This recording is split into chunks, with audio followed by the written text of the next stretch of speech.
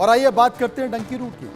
पिछले कुछ दिनों से हिंदुस्तान में इसे लेकर खूब चर्चा हो रही है। वजह यह है कि अमेरिका से भारत लाए गए 104 भारतीय, लेकिन हर किसी के जहन में एक सवाल है कि आखिर ये डंकी रूट होता क्या है और कैसे इसकी मदद से कोई अमेरिका पहुंचता है। तो आज हम आपको पहली बार वो डंकी रूट दिखाते हैं। इस बीच ये भी बताएंगे कि अमेरिका से अभी 295 और भारतीयों को डिपोर्ट किया जाना है।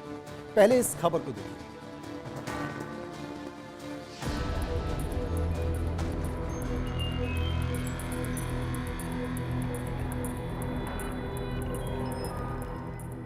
ट्रंप ने 20 जनवरी को राष्ट्रपति पद की शपथ लेते ही सबसे पहले एग्जीक्यूटिव ऑर्डर पर साइन कर अवैध प्रवासियों की एंट्री बैन करने का ऐलान किया।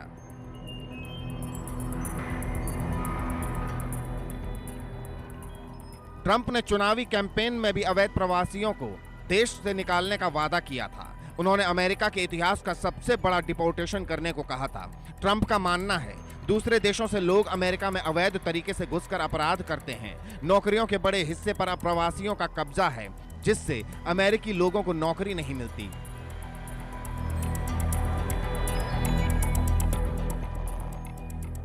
ट्रंप ने अपने दूसरे कार्यकाल के पहले कानून लेकिन रिले एक्ट पर साइन किए। इस कानून के तहत फेडरल अधिकारियों को उन अवैध अप्रवासियों को हिरासत में लेकर डिपोर्ट करने का अधिकार है जो किसी आपराधिक गतिविधियों में शामिल रहे हैं।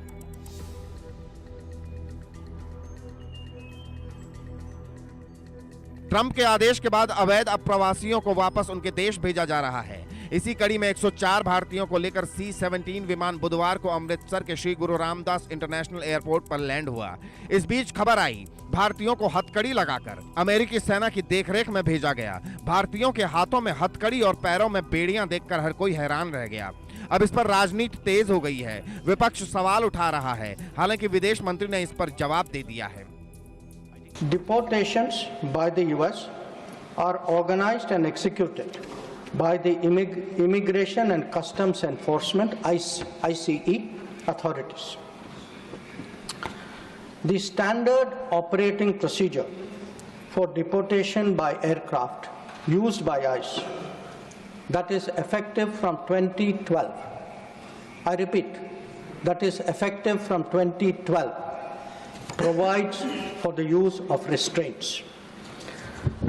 However, we have been informed by ICE that women and children are not restrained.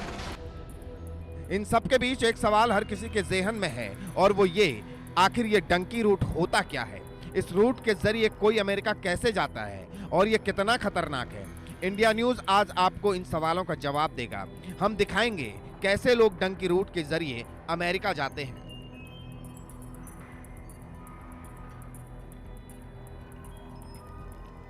कीचड़ से सना हुआ शख्स, बारिश से बचने के लिए रेनकोट, जंगल में झाड़ियों के बीच बैठा युवक, जंगल के बीच कैंप, ये तस्वीरें डंकी रूट की हैं, जिसे आकाश नाम के युवक ने शेयर की है। आकाश हरियाणा के करनाल का रहने वाला है। वो इसी डंकी रूट से इसी साल 26 जनवरी को अमेरिका पहुंचा था और 10 दिन के बाद ही आकाश को डिपोर्ट कर दिया गया। बताया जा रहा है आकाश के परिवार ने उसे डंकी रूट के जरिए अमेरिका पहुंचाने के लिए 73 लाख रुपए खर्च किए थे। भारत में गांव-गांव में, खासतौर से पंजाब के गांव में और उत्तर गुजरात के गांव में काफ़ी सारे गरीब लोग ऐसे हैं जो कि यह सोचते हैं कि अगर वह किसी तरह से अमेरिका चले जाएं तो उनका जीवन जो है बहुत बदल जाएगा।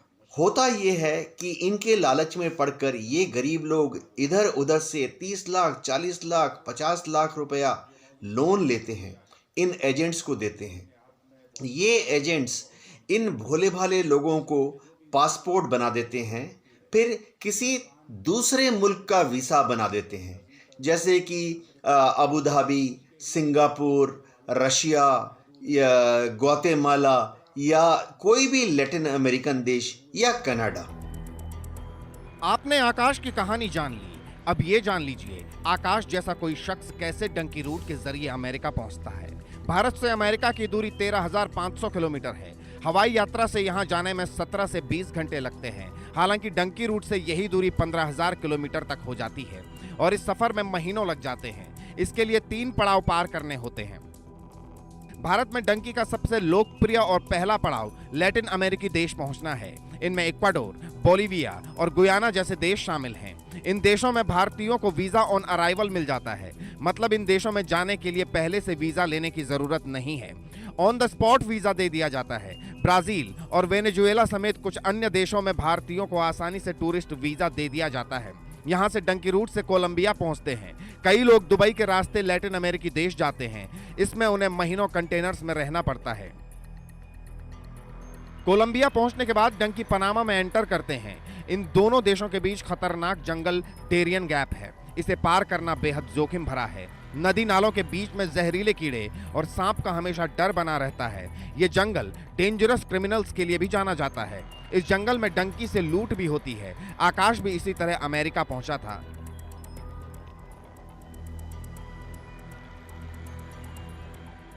पनामा का जंगल पार करने के बाद अगला पड़ाव ग्वाटेमाला है। ह्यूमन ट्रैफिकिंग के लिए ग्वाटेमाला एक बड़ा कोऑर्डिनेशन सेंटर है। अमेरिकी बॉर्डर की ओर बढ़ते हुए यहाँ डंकी को दूसरे एजेंट को हैंडओवर किया जाता है। अगर कोई डंकी पनामा जंगल से नहीं जाना चाहता तो कोलंबिया से एक रास्ता और है।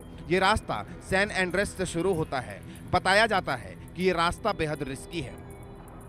अमेरिका के देश निकारागुआ के लिए नाव लेते हैं। यहाँ से 150 किलोमीटर का सफर नाव से करने के बाद दूसरी नाव में ट्रांसफर होते हैं जो मैक्सिको के लिए जाती है।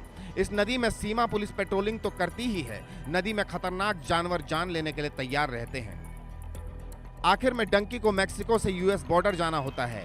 रास्तों में अलग अलग तरह की मुसीबतें आती हैं। सर्दी के साथ बीच में रेगिस्तान भी पड़ता है। इसके बाद डंकी पहुंचता है यूएस मैक्सिको सीमा पर, जहां 3140 किलोमीटर लंबी दीवार बनी है। इसकी ऊंचाई 18 से 30 फीट है।